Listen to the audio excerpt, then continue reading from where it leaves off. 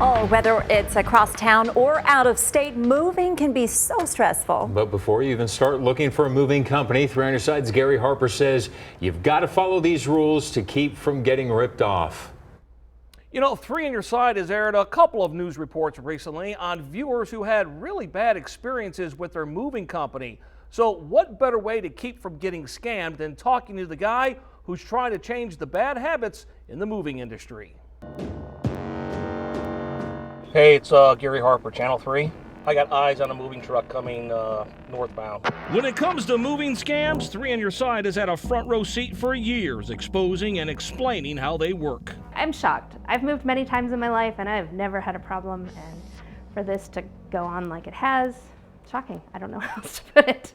In a previous 3 on Your Side report, we confronted a moving company that threatened to hold Megan Price's goods hostage unless she paid them more money. You don't want to do it? All right, just don't touch it there, okay? But after we got moving regulators with the Arizona Department of Public Safety on the scene, Megan's goods were immediately unloaded at no additional cost, and that moving company, it was temporarily shut down. Louis Massaro says he's not surprised because he knows every moving scam out there. You need to do a little research, and it doesn't take much. Massaro is a Valley author who's written a book and posted videos on moving scams. I was able to grow that to a nationwide multi-million-dollar company. If there is anyone who knows how dirty moving companies operate, it's Massaro, because he did it for years before finally getting busted. I ended up pleading guilty to charges, federal charges, on wire fraud and failure to give back household goods. Since his convictions, Massaro says he's on a mission to help consumers from getting scammed. His first tip, simply look up the moving company on a search engine. You could tell a lot about a company by just putting their name in a Google search and looking on what's on the first page. Also, verify if you're dealing with the moving company or a moving broker. If you're using a broker, watch out. If you're going to set your move up with a broker, it's important that you find out from the broker who is the actual moving company that's going to be moving my stuff.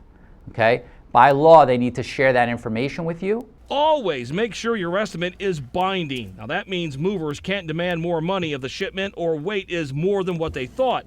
Get at least 3 written in-home estimates and avoid movers that ask for a deposit.